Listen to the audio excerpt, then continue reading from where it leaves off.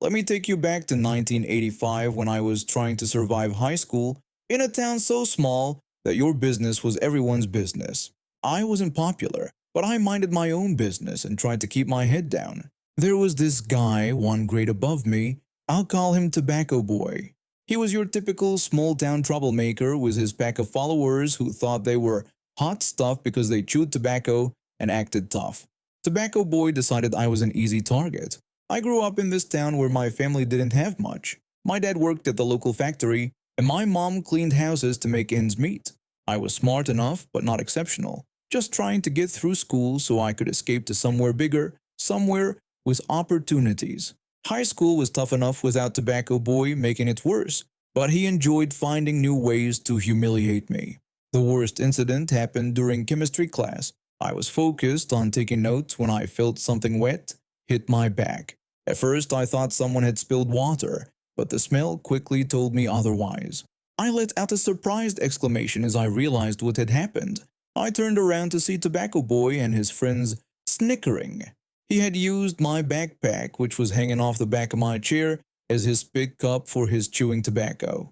Brown spit was dripping all over my books and papers. Tobacco Boy mockingly told me he thought my backpack was the trash. His friends laughed while the teacher, who always seemed to miss these moments, asked what was going on. I told the teacher that Tobacco Boy had spit his tobacco juice in my backpack. The teacher said he hadn't seen anything and told us both to settle down. My face burned with humiliation and rage. I wanted to punch him right in his smug face, but his gang of followers made that impossible. He was always surrounded by at least 3 other guys who were just as mean as he was. I cleaned out my backpack as best I could, but the stains and smell lingered for weeks. I spent the next few days avoiding him in the hallways and keeping my backpack on my lap during classes. I was seething but powerless. Or so I thought. About a month later, I was in the library trying to study when I overheard Tobacco Boy at a nearby table bragging loudly to his friends. Tobacco Boy was telling his friends how easy it was to reach into his post office box and feel around the sides to steal mail. He boasted that he had gotten an elderly person's social security check the previous week. His friend asked what he had done with the check. Tobacco Boy said he had cashed it, and the clerk at the convenience store hadn't even looked twice. He told them he bought a whole case of Coors beer with the money. They all laughed. I sat there, blood boiling, as I listened to him brag about stealing from an elderly person. What Tobacco Boy didn't know was that my best friend's mother worked at our town's post office. She was a kind woman who had always treated me like one of her own kids. That afternoon, I went straight to their house. I nervously told Mrs. P that I needed to tell her something, but was worried about what might happen. Mrs. P assured me that I could tell her anything. I told her what I'd overheard, including the details about how he was reaching into adjacent post office boxes. Mrs. P thanked me for telling her and said that mail theft was a federal crime. She promised to keep an eye out without mentioning my name. I almost forgot about it until 2 weeks later when the news spread through our small town. Tobacco Boy had been caught. The postal worker inside had seen his arm reaching into adjoining boxes and grabbed his wrist, bending it at a painful angle until the police arrived. It turned out this wasn't his first theft. The FBI got involved since mail theft is a federal crime. They found the evidence of multiple thefts, including the cashed social security check that matched his fingerprints. Tobacco Boy didn't finish high school. Instead, he spent the next several years in prison. The investigation also caught some of his friends who had either helped or knowingly spent the stolen money. As graduation approached, I felt a weight lifting off my shoulders. I had already been accepted to a college 3 states away, and I couldn't wait to leave this town behind. But before I left, I made sure everyone knew exactly who had tipped off the post office. I made a pointed comment to several people that Tobacco Boy should have picked a different backpack to spit in. I graduated, packed my bags, and never looked back. My son is everything to me. He's been a water baby, lived in our community pool since he could walk. Swimming became his passion, and I supported him every step of the way. Those 5 a.m. practices, the weekends spent at mates instead of birthday parties, the countless dollars spent on equipment, it was all worth it to see his face light up when he hit the water. For months, he'd been training for this practice race. It wasn't even a competition that counted for rankings or anything, just a chance for the kids to test their skills in a race-like environment. He was nervous but excited that morning, checking his goggles a dozen times and stretching like the Olympic athletes he admired. I asked him if he was ready as we pulled into the aquatic center parking lot. He responded that he was born ready, flashing that smile of his. We got there early so he could warm up properly. Everything was going according to plan until I had to use the restroom. I told him I'd be right back and suggested he keep warming up while I was gone. He nodded and adjusted his swim cap. That 5-minute bathroom break changed everything. When I returned, I knew something was wrong. There was a commotion by the pool. People clustered at one end, raised voices, and the sharp whistle of officials. My heart dropped when I didn't see my son among the other swimmers lining up. As I pushed through the crowd, I saw him, soaking wet, shivering despite the warm air, with a terrified look I'd never seen before. Officials were pulling him from the water while a woman was being held by several parents. Later, my son told me exactly what happened. The woman had called out to him, demanding he come over to her. My son approached and asked if he could help her. She then told him to get out of her son's way because her son needed to win the race. My confused son explained it was just practice, but she became angry. She said how important this was for her son's future and insisted he needed to win no matter what. When my son asked what that had to do with him, she said everything, explaining that if her son didn't win, it would reflect poorly on her family. She said he better get out of her son's way or she'd make him do it.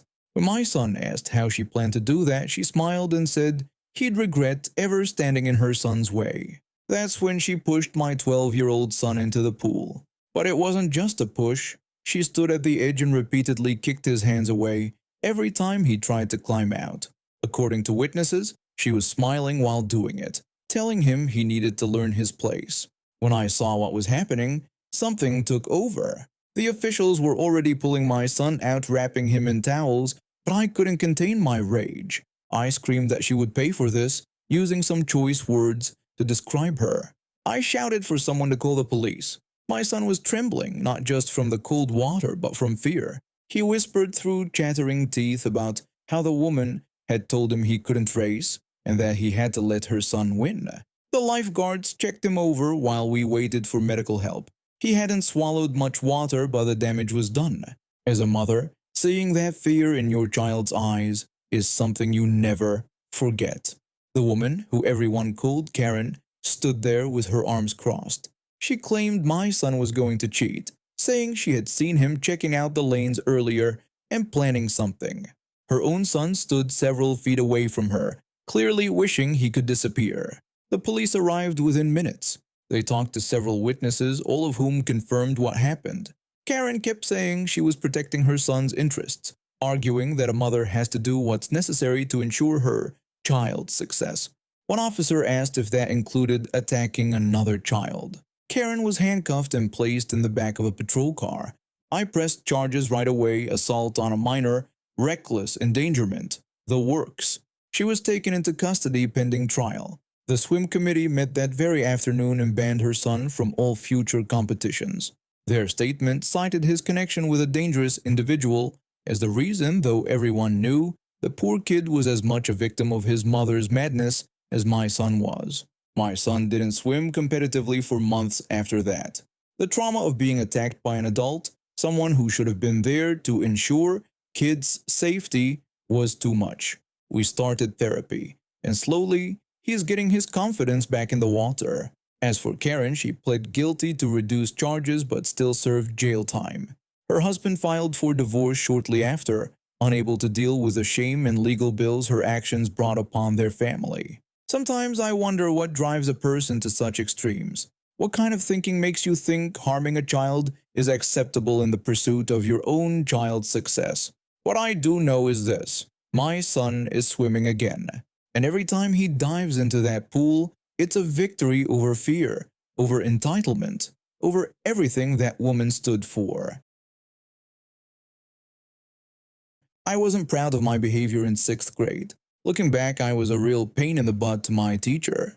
It was her first year teaching at our Catholic school, and instead of making it easier for her, I made it as difficult as possible. Every day I found new ways to push her buttons. I'd talk during lessons, pass notes, make stupid jokes, and encourage others to join in. I questioned her teaching methods, pretend I didn't understand simple instructions, and forget to do my homework. I was testing her limits constantly, seeing how far I could go before she'd snap. She rarely did. She'd give me stern looks, keep me after class sometimes, or make me write sentences during recess. But she never lost her cool with me, which I took as an invitation to push harder. When the last day of school came, everyone was in a good mood. We'd finished our final exams the day before, and today was just about cleaning out desks, signing yearbooks, and saying goodbyes. Our teacher had even brought in cupcakes and juice for a small party. But I decided that wasn't enough excitement. I'd smuggled a water pistol into my backpack that morning, thinking it would be funny to cause some chaos on our final day. When our teacher turned to write something on the chalkboard, I pulled out my water gun and took aim. I whispered to the kid next to me to watch what I was about to do, and then ere I squeezed the trigger, a stream of water hit our teacher right on the back of her white blouse. She froze mid-sentence, her chalk still pressed against the board. The classroom went silent. When she turned around, I knew I'd made a mistake. Her normally kind face had changed completely. Her eyes narrowed, her jaw tightened, and her cheeks flushed red. I realized I'd finally found her breaking point. She walked directly to my desk, and I tried to hide the water gun under my notebook, but it was too late. She'd seen it. Without saying a word, she grabbed me by the back of my neck, not painfully but firmly enough that I couldn't escape. She hissed at me to come with her, her voice quiet but cold. I felt a chill run down my spine. She walked me out of the classroom, her hand still gripping my neck. The other students watched in silence as she led me into the hallway. My stomach dropped as I realized where we might be headed. The principal's office. Our principal was an elderly nun who we all called the Goose behind her back. She was known for her strict discipline and had been rumored to use a ruler on troublemakers' knuckles. As we walked down the corridor, I started preparing myself for the lecture and punishment that awaited me. But to my surprise, we walked right past the principal's office. Instead, my teacher steered me toward the drinking fountain at the end of the hall. Before I could process what was happening, she bent me forward and positioned my head over the fountain. With one hand still on my neck, she used the other to press the button on the fountain. Cold water gushed up, soaking my hair and face.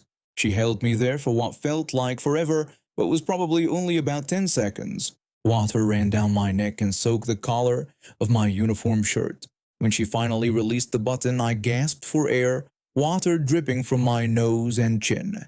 She told me that now we were even before grabbing me by the neck again and walking me back to the classroom.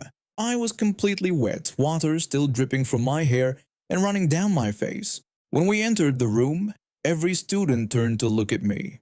There was a moment of silence, and then everyone burst out laughing. I sputtered out that this wasn't fair, water still dripping from my chin. She asked if it wasn't fair, pointing out that I thought it was funny to get her wet on the last day of school, and she thought it would be equally funny to return the favor. My classmates were still laughing, pointing at my soaked head and the wet patch on my shirt. I wanted to be angry, to complain that a teacher shouldn't be allowed to do something like that. But deep down, I knew I deserved it. I'd been tormenting this poor woman all year, and she'd finally given me a taste of my own medicine. I spent the rest of the day sitting in my wet clothes, my hair slowly drying into a mess. When the final bell rang, I didn't rush out like the other kids. Instead, I hung back and waited until everyone had left. I quietly said sorry for being a jerk all year, my voice barely audible as I couldn't meet her eyes. She told me she knew and said sorry if she went too far that day. She added that teaching isn't always easy, especially when students test boundaries. I told her that I wouldn't do it again. She said she knew I wouldn't, describing me as a good kid who sometimes makes poor choices, adding that we all do that sometimes. I nodded and looked up at her. She wasn't angry anymore. She looked a little sad. She wished me a good summer and said she hoped 7th grade would be a better year for me. My partner and I had been living in the downstairs unit of a duplex for about 3 years. We loved the place because it came with exclusive use of the yard. It was even written into our lease agreement that we had both use and care responsibilities for the outdoor space. This was standard for these types of duplexes in our area. Upstairs, tenants typically didn't get yard access in their lease. We're not unreasonable people. The previous upstairs tenants were lovely, and we happily shared our outdoor furniture, fire pit, and other yard amenities with them. We had a great system going until she moved in. It was late fall when our new upstairs neighbor arrived. At first, everything seemed normal. We continued using our yard through winter like we always did, having small bonfires in our fire pit, completely legal in our area, and enjoying our space. Then spring came around, and that's when things started going downhill. One day, I was coming home from work when I overheard her loudly talking on the phone outside. She was complaining that we wouldn't let her use the yard and that her kid kept asking to play outside, but we kept telling him no. She made it sound like we were being completely unreasonable. I was shocked. First of all, we had never once spoken to her child about the yard or anything else. Second, she had never approached us about using the yard. And third, I would never tell a kid they couldn't play outside. I contacted our property manager to clear things up. The manager suggested several compromises, including splitting the yard between us, giving her the front yard while we kept the back, or giving her the front left side and 70% of the backyard, leaving us just a small walkway from our door to the right side. But every suggestion was met with the same response from her, a big fat no. She wanted it all specifically. She wanted all our stuff. When she was told she couldn't use our fire pit, she threw a fit, but eventually got her own. Then came the scary part. One night when we weren't home, she had a bonfire that reached over 6 feet high, just 5 feet from the building. Our doorbell camera later showed her and her friends joking about how the fire was about to get out of control and how they had no water to stop it if things got out of hand. They were laughing about potentially burning down our home with our dogs inside. Thankfully, we weren't home that night, and the fire didn't spread to the building. The harassment became daily after that. The stomping upstairs got so bad that she actually broke a window in our unit. My dog started ripping his fur out from stress. We later found out she was bouncing a basketball inside her apartment at all hours. We eventually had to move our dogs out for their safety. That's when I decided on my revenge. One weekend, while she was away, we removed everything we owned from the yard. The fire pit, patio chairs, tables, firewood, horseshoe pits. We even took the decorative rocks. We gave most of it to our next-door neighbor, who was happy to receive it. Then I called the property manager. I told her that the problematic tenant could now have exclusive use of the yard. The property manager seemed relieved and asked when we would be providing the neighbor with access to our lawnmower. I laughed and told her that we wouldn't be letting her use our mower, and even if we did, she probably wouldn't do the yard work anyway. I made it clear that if we couldn't use the yard without being harassed, she might as well have it, but the maintenance would be the property manager's problem now. The property manager understood the situation and hired a landscaping service because, as expected, the upstairs neighbor had no intention of maintaining the yard herself. Our doorbell camera recorded her using the backyard exactly once after we removed everything. She just dragged her baby in circles around the house, looked around at the empty yard, realized all our stuff was gone, and walked back inside. She never used the yard again.